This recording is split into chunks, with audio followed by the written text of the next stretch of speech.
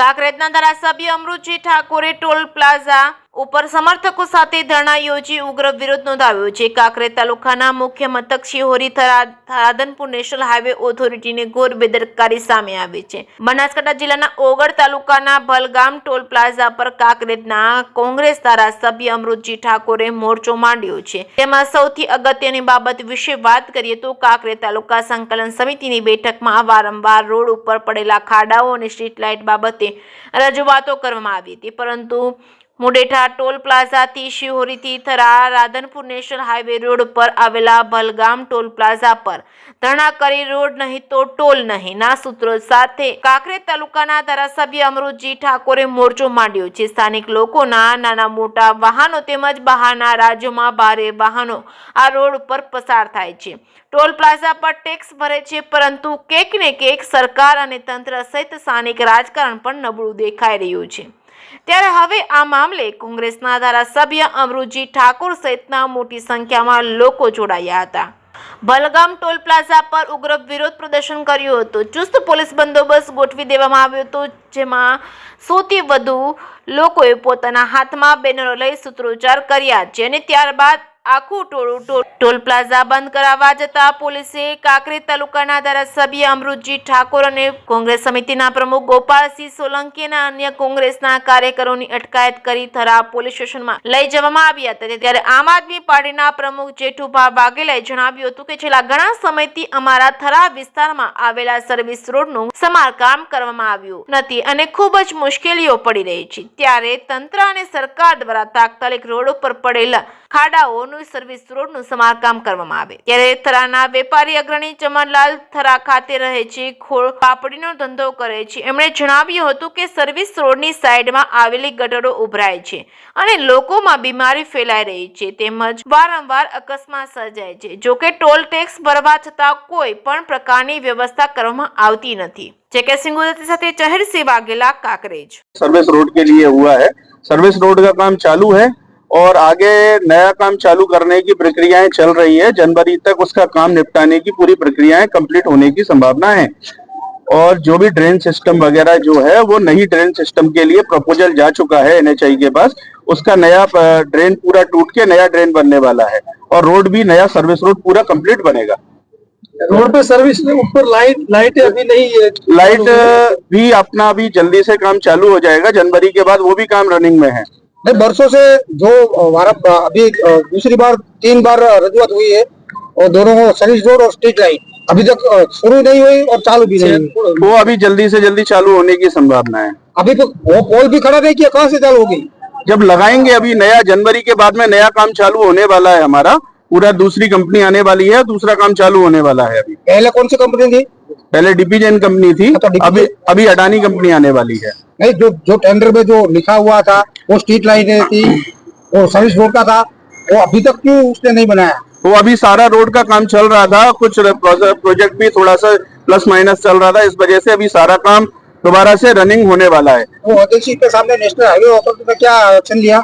उन्होंने अपना जो नोटिस वगैरह होते हैं, पेनल्टीज वगैरह होती हैं, उन्होंने सारा काम अपना किया है. वो अभी एमएलए साहब ने जो धरना किया उसके बारे में आप क्या कहेंगे?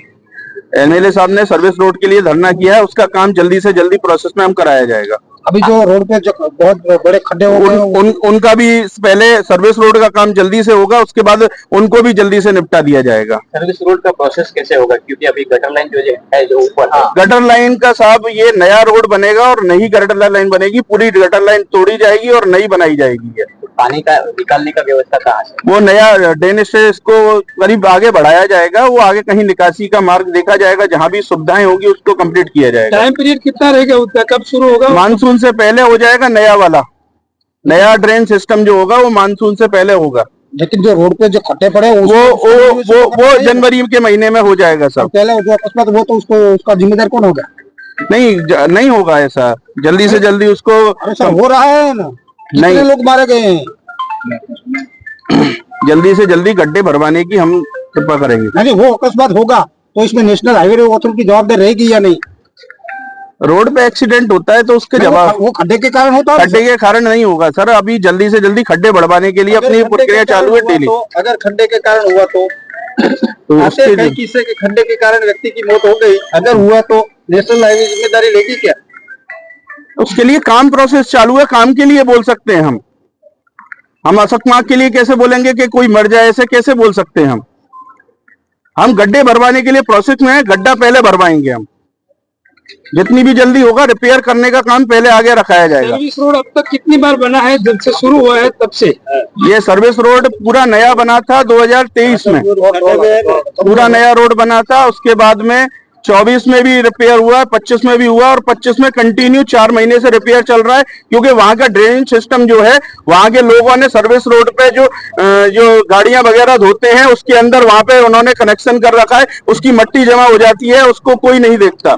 वहां से मट्टी निकालते हैं, बार बार वही कचरा जमा हो जाता है। जिम्मेदारों पर आपने एक्शन लिया, आपके रोड पर नुकसान करता है तो क्या? जिम्मेदारी के लिए सबको बोलते हैं, वहां पे हम जाते हैं, ऐसा नहीं है कि हम सबके लिए भी उनके लिए भी करते हैं, क्योंकि रोड उन्हीं को बनाना है। पानी आएगा रोड पे तो रोड टूटेगा, पानी की वजह से रोड टूट जाता है। हाँ। हर बार चौमासे में पूरा पानी भर जाता है। हाँ जी। और ड्रेनेज आपकी पूरे जो ड्रेनेज पहले जो 10 साल पहले जब रोड बना था, जो ड्रेनेज बनी थी वो छोटी थी, और उसकी वजह से जो ड्रेनेज उस समय इतनी पब्लिक नहीं हुआ करती थी, उससे ये ड्रेनेज सिस्टम पूरा बंद था।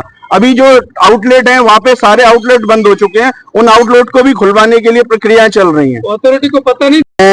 1 વાગે બલગામ ટોલ પ્લાઝા ઉપર જે થરા સર્વિસ રોડ ને નેશનલ હાઈવે ના કમાન એરિયામાં જે રોડ છે એમાં મસ્ત મોટા ખાડાઓ પડી જવાથી વારંવાર રજૂઆત કરવા છતાં કોઈ યોગ્ય નિવારણ ના આવતા છેલ્લા એકાદ અઠવાડિયામાં થરાના વેપારી મિત્રો પર અમુક મને મળીને રજૂઆત કરી, ત્યારે થરા ટોલ પ્લાઝા પર અમે ધરણાનો કાર્યક્રમ યોજવામાં આવ્યો હતો। ત્યાંથી લગભગ 500 થી વધુ કાર્યકરો આગેવાન સાથે અમારી અટકાયત કરવામાં આવી હતી। અમે ટોલ પ્રોજેક્ટ મેનેજરને આવેદનપત્ર આપ્યું છે। આવેદનપત્રમાં થરાની જનતાને થરાના વેપારીઓના જે પ્રશ્નો હતા એ પ્રશ્નો લેખિતમાં આપ્યા છે, એની ઓછી અમે લીધી છે। અને પ્રથમ માગણી અમારી એ છે કે થરાના સર્વિસ રોડમાં જે ખાડા પડ્યા છે અને બંને બાજુ ગટર લાઈન જે ઉભરાઈને રોડ ઉપર આવે છે એનું તાત્કાલિક નિવારણ કરવામાં આવે, અન્યથા આવનાર સમયમાં બધા સાથે બેસી વાતચીત કરી આગળની રણનીતિ નક્કી કરવામાં આવશે। साहब हाईवे अथॉरिटी द्वारा दर वक्त आश्वासन ज मळ्યું છે, આ સાલ आप फिर क्यों रहे? और देखते हैं क्या होता है क्या नहीं होता है, नहीं तो फिर हम रोड पे उतरेंगे, फिर उनको बुलाएंगे, हम बैठेंगे नहीं।